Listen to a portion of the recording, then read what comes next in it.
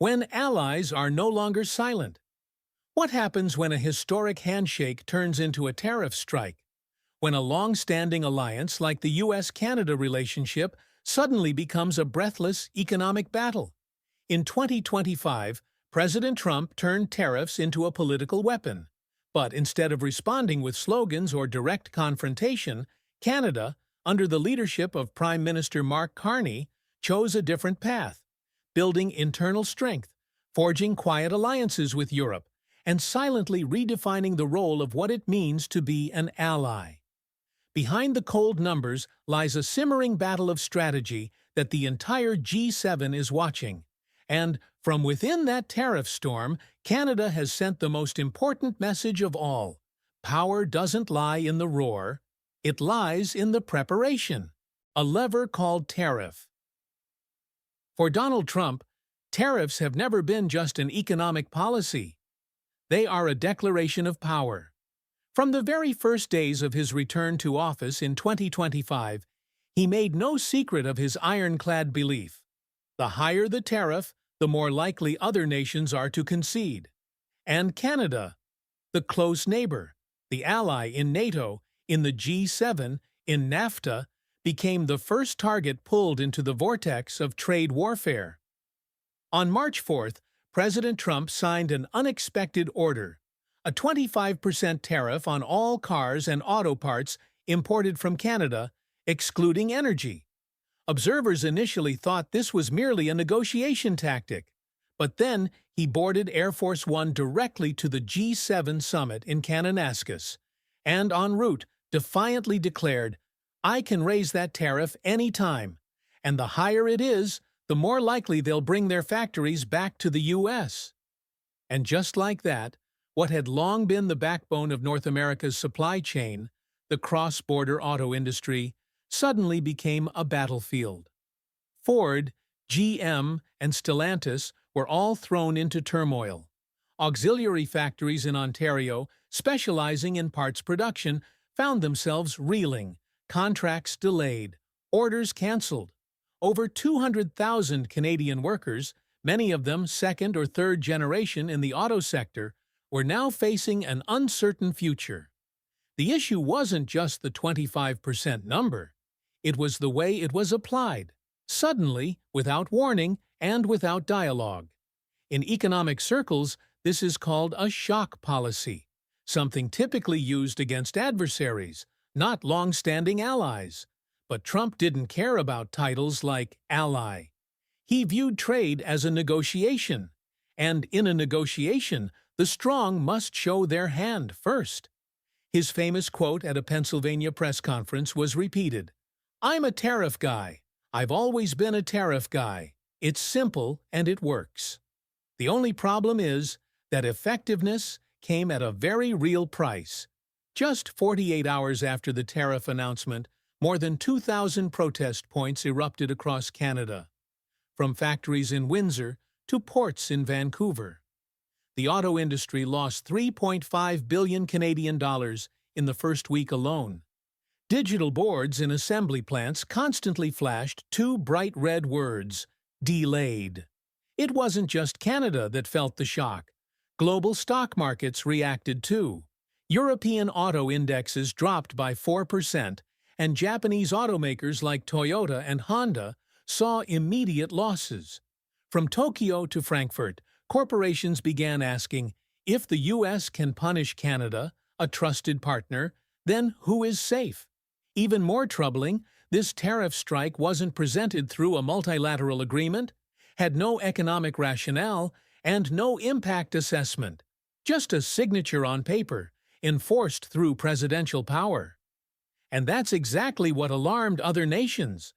Trade was no longer being governed by principles, but by political moods. The world watched G7 2025, not because of climate or the Middle East, but for a simpler question. Can countries still call each other allies when the stroke of a pen can bring down an entire industry? In politics, surprise often serves as strategy, but in economics, surprise brings destruction. And in 2025, when Donald Trump redefined what fair trade means, The world was forced to relearn an old lesson. Trust is an invisible asset, but when lost, its consequences are painfully tangible. Quiet, but unyielding. If Washington chose thunder, then Ottawa chose the wind. When Stop the Tariffs banners blanketed the streets from Toronto to Vancouver, when the assembly lines in Windsor echoed only with the clatter of falling metal and the worried eyes of workers, Prime Minister Mark Carney didn't choose to counter with blow for blow. He chose a quieter but deeper path, rebuilding the foundation of an economy that knows how to stand firm when a trade storm rolls in. No rallying cries, no fiery tweets, or press conferences full of rhetoric. Carney understood that in an era where trade has become weaponized, what Canada needed most was not a slapback, but an armor from within, resilient, streamlined, and not easily pierced. In the very first week after the White House's 25% tariff order, Carney convened a closed-door session at Rideau Hall with the economic and trade ministers. On the table were no retaliation plans, but instead maps of the national supply chain, internal choke points, and the digital future for every small and medium-sized business. While the great powers redrew the map of influence with tariffs, Canada chose to elevate itself through technology and self-reliance. The Canada Digital Adoption Program, CADP, was activated like a sharp blade, trimming away dependence on U.S. supply chains. It wasn't just dry numbers. 15,000 Canadian dollars per business to create digital plans, 100,000 Canadian dollars in interest-free loans to invest in tech infrastructure. It was the needed boost for small businesses. From a bakery in Halifax to a parts assembly shop in Trois-Rivières, to keep operating even if trade borders closed. Outwardly, it was an economic program, but inside, it was a declaration. Canadians don't wait to be saved. They'll save themselves. Prime Minister Carney understood very clearly. Trade disruption isn't just a risk to goods. It's a psychological shock. A nation cannot hold steady if the people's trust wavers. So he didn't stop at technology. At a meeting in Saskatoon with provincial premiers, the federal government passed a special strategy: accelerate the construction of strategic infrastructure, not for defense, but to proactively counter in the future. Seaports were upgraded to receive more ships from Europe and Asia. Oil pipelines from Alberta prioritized for expansion to reduce reliance on the U.S. market.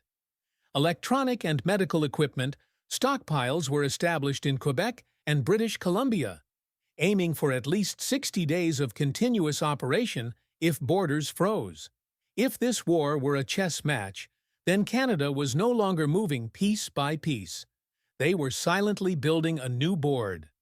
The first signs of success didn't come from growth charts, but from the revival of trust in the people. Evening news was no longer filled with red market tickers, but with stories like a wood cooperative in Manitoba selling to Sweden for the first time thanks to a digital platform. A small repair shop in Mississauga receiving an interest-free loan to expand its electronic diagnostic services. Each of those small pieces, each of those quiet steps, created a clear message. If Washington shuts down, then Ottawa opens from within. Perhaps Carney is not the kind of leader who delivers flashy breakthroughs, but in a world shaken by uncertainty, it is his steadiness, his choice not to retaliate but to strengthen from within, that makes Canada stand apart. Because in politics, sometimes the strongest response is no reaction at all. And in economics, the ability to remain standing in the storm is the highest form of power. When the G7 was no longer America's stage. For many years, the G7 summit was seen as a kind of extended meeting room of Washington. Lengthy joint communiques full of wording, statements with formal tones, and policy decisions that usually had to wait for a nod from the White House before being printed. But the 2025 G7 in Kananaskis witnessed something unprecedented. For the first time in modern history, the summit ended without a joint statement. And the one who initiated this break, none other than Canadian Prime Minister Mark Carney. When Trump entered the G7 with the threat, "I can raise tariffs at any time," Carney had prepared something else. Not a list of retaliatory measures, but a new strategic script for the entire summit. No joint communiqué, instead, 7 separate statements, each focusing on a core issue, from energy security and climate change to digital transformation and fair trade. This pivot wasn't a spontaneous reaction, but the result of weeks of quiet behind-the-scenes diplomacy. On the evening of June 14th, just 3 days before the summit, Carney hosted UK Prime Minister Keir Starmer at the official residence in Ottawa. No press, no live stream, but it opened up an unprecedented alliance. The UK and Canada would coordinate to break the US monopoly on G7 decision-making. Just 1 day later, Carney met French President Emmanuel Macron in Kananaskis. This time, they didn't talk about diplomatic courtesy, but went straight to the reality. If Trump forced the G7 to follow his will, not just Canada, but all of Europe would be dragged into an endless series of trade bargaining. Thus, a silent tripartite alliance formed. Canada, the UK, France, with an unspoken but clear goal: to keep the G7 from becoming a one-man show. What was the result? For the first time, G7 countries didn't need to wait for the US to declare their positions. The separate communiqué on green transition, led by France, was released on the very first day of the summit. The one on digital security, prepared by the UK, needed no revisions. And the communiqué on supply chains and open markets, a clear statement against the weaponization of tariffs, bore the distinct imprint of Canada. When journalists asked why there was no joint statement, Carney calmly replied, "Because not every process needs to be wrapped in a single document to prove its effectiveness." In a fragmented world, this was a pioneering choice, decentralizing decision-making, no longer allowing one single nation to use veto power to choke the process of global cooperation. How far-reaching was the impact? On the final day of the summit, when Trump unexpectedly left early citing Middle East tensions, no one was surprised. In the hotel hallways, diplomats whispered to each other, "For the first time, this feels like a summit of 7 real nations." A quick AFP survey of over 300 delegates showed 95% agreed that the model of separate statements made policy processes faster and more effective. No more losing nights fixing every period and comma for fear of offending Washington. More importantly, this model set a precedent. It proved that, if one country wants to manipulate the summit, the others can still steer without having to tear the system apart. This was not an overthrow, but a quiet redirection, full of strategy. Carney didn't raise his voice. He didn't provoke Trump. But by redesigning the structure of decision-making, he reclaimed the initiative that the G7 had unknowingly handed over to Washington for more than 2 decades. And the most important message from that summit: an alliance isn't strong because it has the loudest leader. It's strong when each member knows when to stay silent and act together. Self-reliance is the strongest response. The G7 ended without a joint statement, but in Ottawa, a different declaration was being written through action. Canada would not wait for the world to help. It would help itself first. For Prime Minister Mark Carney, the challenge was not only responding to Trump, but ensuring that every industrial zone, every farm, every processing plant stayed running. It was a survival strategy, not out of fear, but out of control.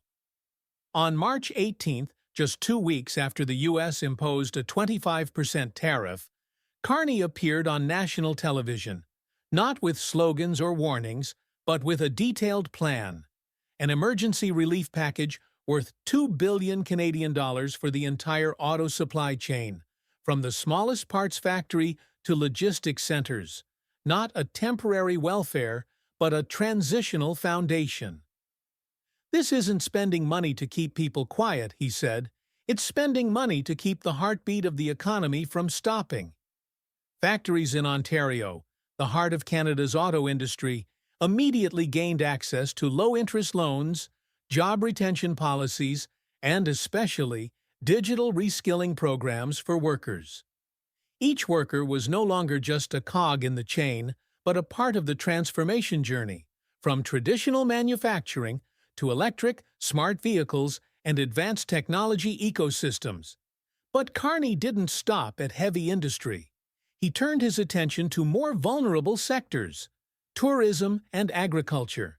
For provinces heavily dependent on American tourists like British Columbia and Quebec, a cooling border wasn't just a financial loss, it was a blow to confidence in the future. Carney responded with a simple but profound initiative: the Canada Strong Pass, free train rides for children under 18 and a 50% discount on admission to national parks and museums nationwide until the end of August. It wasn't just an incentive, it was the government's way of rekindling belief that even if borders closed, this country remained open to its own people. And that mattered more than any statistic. As for agriculture, the silent but vital pillar, it was supported through a move that received little media attention: eliminating interprovincial trade barriers. For a long time, Canada had a paradox. Exporting abroad was easier than selling goods from Alberta to Ontario due to red tape rivaling international customs. Carney pledged that by July 1st, internal flow would be fully opened, reducing logistics costs by up to 15% and boosting GDP by 4 to 8%, according to Business Live analysis. These weren't feel-good policies on paper. They were necessary, practical, and perfectly timed actions to ensure that every link, no matter how small, wouldn't snap in the tariff storm. And perhaps the most remarkable aspect of this period wasn't the support packages, but the feeling of protection. People felt the government was present, not in words, but in every policy. An internal survey in Ontario at the end of April showed 72% of residents trusted the government's measures, with 65% of small tourism businesses saying they would retain staff instead of cutting jobs. That's not just a percentage, it's a moral victory during a crisis. Carney understood that numbers can't save an economy if people's spirits have already broken. So he chose the opposite of Trump's path: not pressure to force surrender, but stability to help people stand firm. When pushed into a defensive position, not every country knows how to counterattack. But Carney proved one thing: counterattack doesn't always mean striking back. Sometimes, counterattack means keeping the whole system from falling apart. And in Canada, in the spring of 2025, that was a victory greater than any tweet from the White House. When politics knows how to set aside ego to protect the nation. In recent years, Canadian politics has not lacked controversy, from the housing crisis and climate change to long-standing question sessions between the Liberal Party and the Conservative Party. But in March 2025, amid a wave of coercive tariffs from a traditional ally, the United States under President Trump, something rare was witnessed: the silence of conflict and the unified voice of national interest.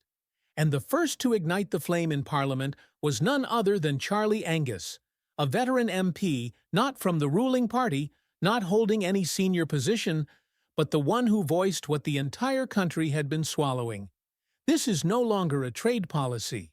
This is an attack on the very soul of democracy, and Canadians' belief that fairness still exists between allies.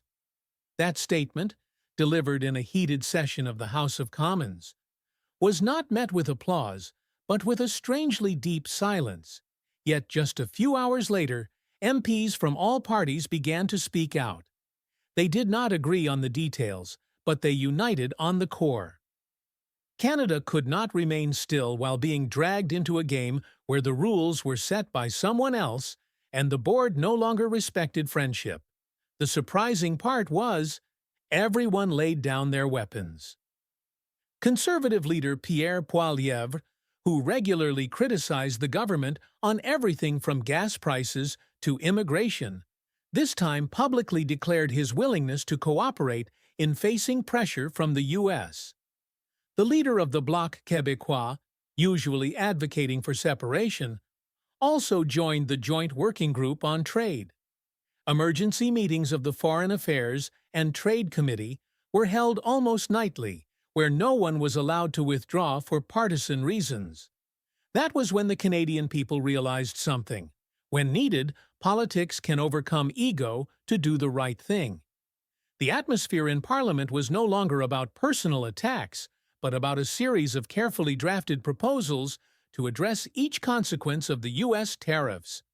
Hearings with CEOs from GM Canada, Toyota, and Bombardier were held with full participation from all parties, no longer fighting over the microphone, only asking one question: how do we keep the workers? And from that political foundation, key policies were born, swiftly, unanimously, and without partisan colors. A $2 billion Canadian relief package for the auto sector, the Canada Strong Pass to boost domestic tourism, the plan to eliminate interprovincial agricultural trade barriers, and expanded investment in interprovincial infrastructure.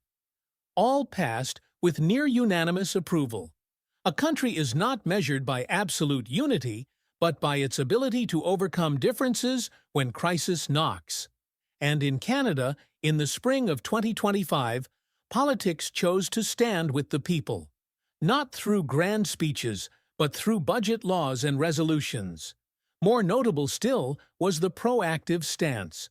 Parliament did not just wait for reactions from the White House, but actively sent parliamentary trade delegations to Brussels, Tokyo, and Canberra to push forward alternative agreements. Those trips were not symbolic diplomatic gestures, but practical efforts to find Canada a new trade map, one where no one could hold the lifeline of the nation's supply chains. The highlight of this period was the maturity of patriotism, no longer dressed in slogans, but in responsibility.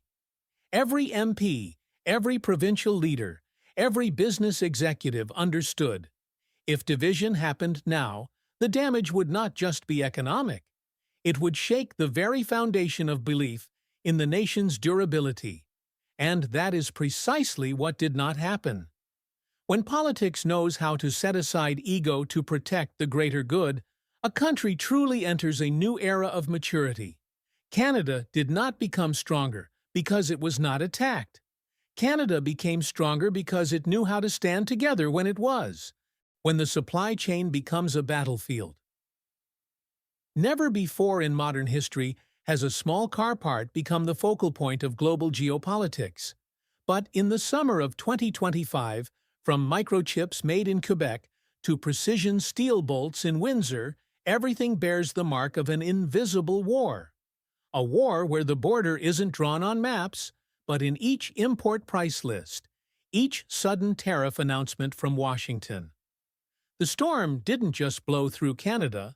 When President Trump signed an order imposing a 25% tariff on cars and parts imported from Canada, shockwaves spread to Frankfurt, Tokyo, Milan, and Seoul. Auto stocks in Europe plummeted. Companies like BMW, Peugeot, and Honda all downgraded their revenue forecasts. The Stoxx X 600 Automobiles Index dropped 4% in just the first week of June. Why would a decree between two North American countries shake the entire global industry? Because today's world no longer manufactures by nation, but by chain. A car rolling out of a plant in Michigan could carry over 30% of its components from Canada, 10% from Mexico, and software from a tech center in Germany. When Canada is blocked, the entire global line jams. A report from the U.S. Council on Foreign Relations estimates that each vehicle imported from Canada will cost $3,000 to $5,000 more, not only because of the tariff, but due to the cost of restructuring the supply chain. And the biggest impact falls on American consumers themselves. But what worries economists isn't just the numbers, it's the precedent. If one nation can arbitrarily raise tariffs on its closest partner, who would still dare to expand factories? What corporation would sign long-term supply contracts if one morning a tweet from the White House could render the entire deal meaningless? Isabelle Durant, a European trade expert, exclaimed in an interview with Le Monde, "The business world relies on something fragile but essential: predictability. If that disappears, investment disappears with it." At factories in Ontario, from Brampton to Oshawa, that fear is becoming reality. Orders from the U.S. are being postponed indefinitely. Japanese and Korean automakers have temporarily halted component imports from Canada for fear of being penalized when entering the U.S. market. Assembly lines that once ran 3 shifts per day are now down to 1, not because of lack of capacity, but because of lack of output. The chill doesn't come from snow, but from frozen cash flow. Meanwhile, workers are growing anxious. They're not just afraid of losing jobs. They fear for the next generation. Their children studying mechanical engineering, production systems, wondering whether there will still be jobs in an industry blindsided by politics. The supply chain crisis is not just an economic incident. It is a psychological fracture. In emergency meetings at the G7 Council, a new concept was emphasized: supply chain security, no different from energy or military security. And just like wartime, nations began to build defense zones. Canada restored a 60-day parts reserve, the EU accelerated new trade agreements, and Japan compiled a list of strategic components to localize production. The world entered globalization with the belief that cross-border manufacturing was the cheapest and most efficient path. But in 2025, the world had to relearn a harsh truth: nothing costs more than disruption. And that price, Canada is paying first, not because of its own fault, but because of a reckless move from someone who once called themselves Ottawa's best friend. In a world where a single signature can clog an entire manufacturing sector, the most valuable lesson is not technology or market, but stability. And if there is no new order, one that is fairer, more accountable, then Canada's shock today may only be a mild fever before a future global pandemic in supply chains. A new ally redefined. For decades, Canada, in the eyes of the world, has been a symbol of politeness, neutrality, and cooperation.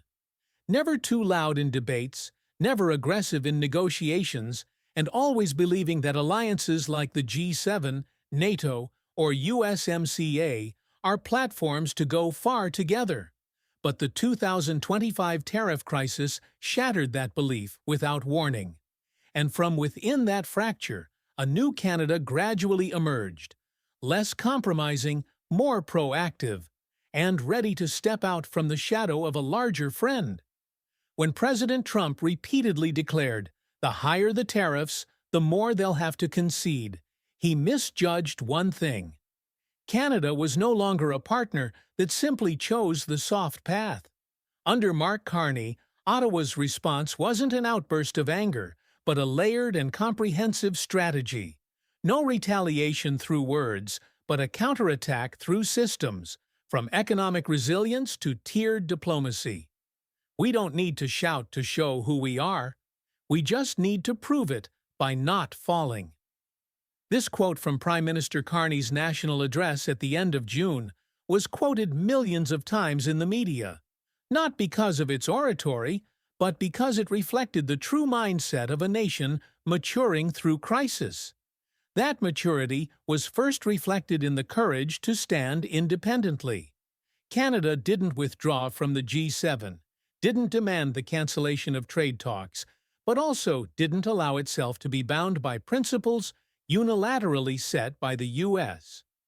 When joint communiques were delayed by Washington, Ottawa was the first to propose breaking them into separate statements, initiating an unprecedented precedent. Each member nation had the right to speak independently without being vetoed. That maturity was also seen in the ability to reshape the alliance map. More than just handshakes in meeting rooms, Canada proactively connected with the UK and France ahead of the G7. A quiet but solid bilateral cooperation network was formed, from cyber intelligence sharing, joint AI development, to coordination on tax and energy policies. Even things once thought unrealistic, like a parallel response plan if the U.S. raises tariffs to 30%, were thoroughly prepared. Not to be used immediately, but to show one thing: Canada would no longer be passive. And if a small country like Canada can create balance in a summit often dominated by the U.S., then the lesson isn't just for Ottawa, it's for the entire world. The era of secondary allies has ended. Analysts call it a silent uprising, but in essence, it's a self-redefinition of role in a multipolar world. In an era where interdependence is both strength and risk, no nation can survive by merely being a shadow in a system controlled by another. And so, the trade crisis wasn't just a battle.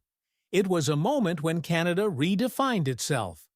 Not to confront the U.S., but to remind the world that when the rules are bent, the one who holds firm to principles isn't the weak, but the one who understands that justice doesn't need to win every battle, it needs to survive long enough to rewrite the treaty. Today, when people look back on the 2025 tariff standoff, what remains isn't just damage figures or massive protests. What remains, and will likely last far longer than anything else, is a new definition of ally. Not the one who nods the most, but the one who dares to stand firm when tested.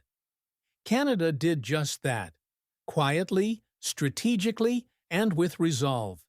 And in a world constantly shifting, perhaps that is the kind of ally the future truly needs.